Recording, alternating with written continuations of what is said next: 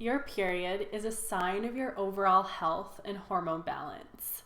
Your period can tell you information on your fertility, your thyroid, your metabolism, and even your future disease risk. I'm Madeline McKinnon, the founder of naturalhormonehealing.com.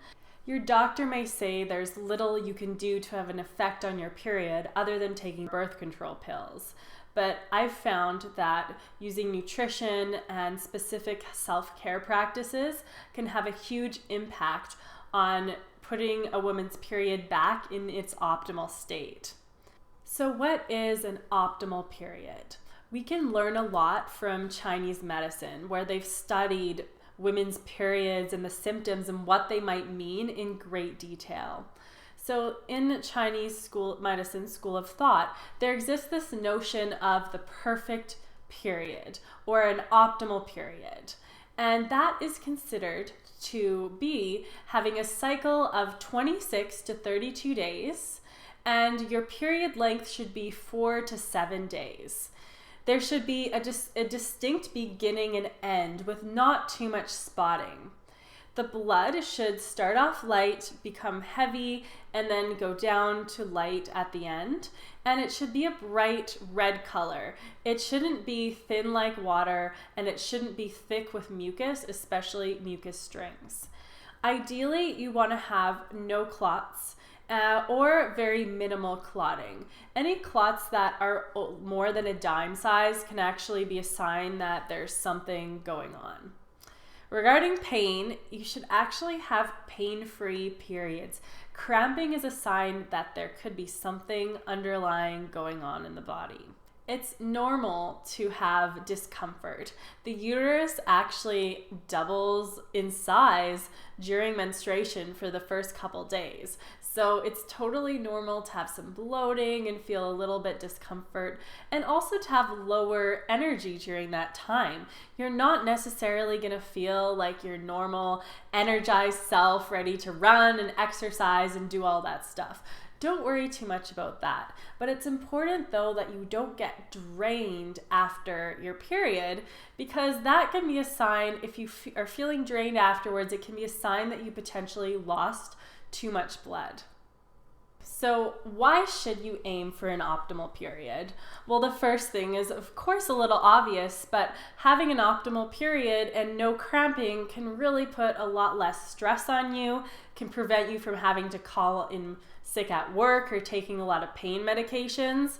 So there's a lot of benefits in just having that less stress and not feeling totally drained and derailed by your period, and rather having it be an experience where you might feel lower energy, but in general, you're going to feel really, it's not going to be this big thing in your life. Number 2, it's a sign of optimal fertility. If you want to get pregnant, I know you don't really want to be paying attention to your period because that's not what you want. And if you don't want to get pregnant, fertility might not seem important, but it actually is, because optimal fertility equals optimal hormone balance. In our culture, a lot of women will focus on fertility when there's actually a problem with conceiving.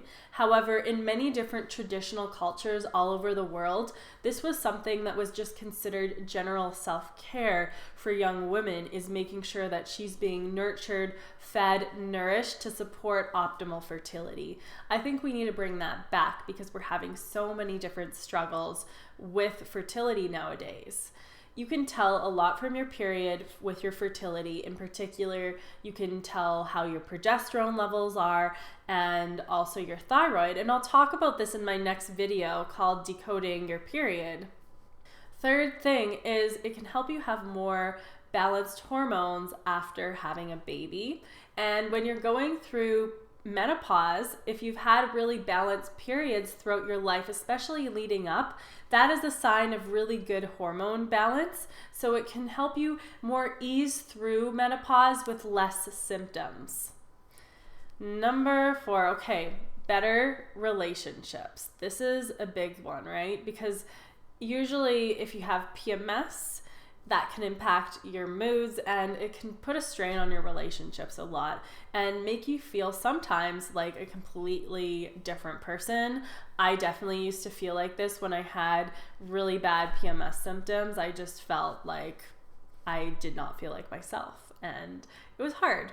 So number 5, which is my favorite, is that being aware of your menstrual cycle and knowing what your normal is. So knowing that baseline of what your cycle's normal, you're going to be able to prevent a lot of future more serious menstrual issues from occurring because of having this awareness of what's normal for you.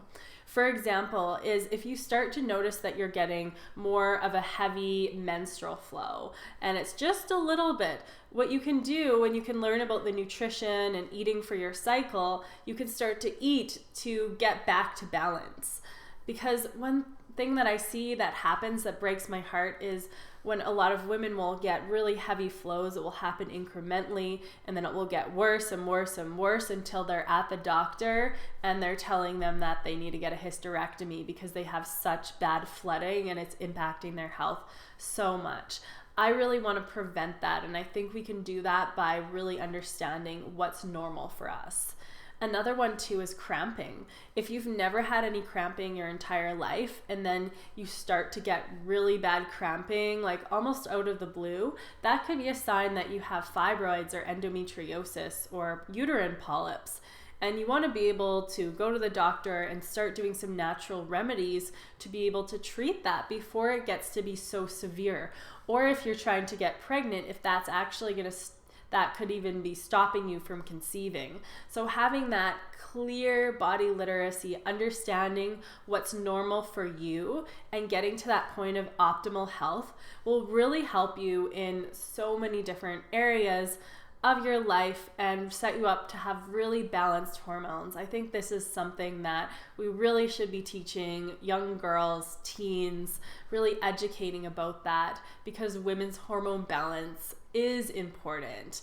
It's something that I really want to strive for. It's my mission, and I think that this can totally happen. So if you really enjoyed this video, click like and leave a comment, share it, and also stay tuned for my next video. You can follow me at naturalhormonehealing.com or follow me on Facebook, and I'll be showing my next video on how to decode your menstrual cycle, understanding what are some of those signs of the symptoms and what that might mean.